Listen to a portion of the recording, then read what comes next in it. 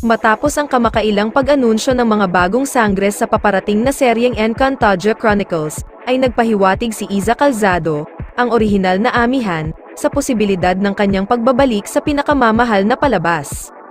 Sa isang video greeting na ibinahagi sa Facebook page ng serye, itinampok ang mga dating miyembro ng cast ng Encantadia mula sa 2005 at 2016 versions, kabilang si Sangre Amihan Iza Calzado.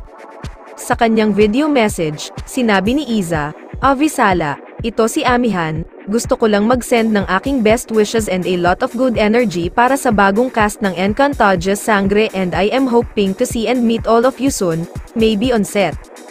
Inaasahan ngayon ng mga fans na maaaring mag-guest si Iza sa bagong seryeng Sangre, kasama ang iba pang original cast members gaya ni Karil, Diana Zubiri, at Sunshine Dizon. Malakas ang koneksyon ni Iza at ng dati niyang karakter, at sa katunayan, ang pangalan ng karakter ni Sangre Angel Guardian ay hango sa anak ni Iza na si Dea Amihan. Sa isang Instagram post, ibinahagi ni Direk Mark Reyes kung paano siya humingi ng permiso kay Iza na gamitin ang pangalan ng kanyang anak sa bagong serye.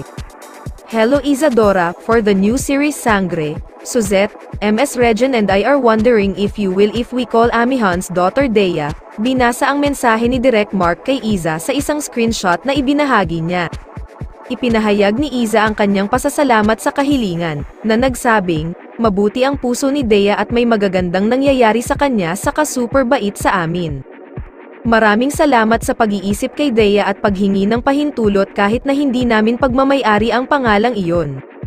Samantala, sa isang Instagram post, ibinahagi ni Angel Guardian ang kanyang taos-pusong pasasalamat kay Iza sa personal na pag-uusap nila at sa pagtanggap sa kanya ng blessings para sa kanyang bagong role. Bilang tugon, ipinarating ni Iza ang kanyang best wishes at suporta para kay Angel Guardian habang ginagampanan niya ang papel na Dea. Umaasang ito ay magdadala ng tagumpay na nararapat para sa kanya at mahikayat siyang pangalagaang mabuti ang karakter.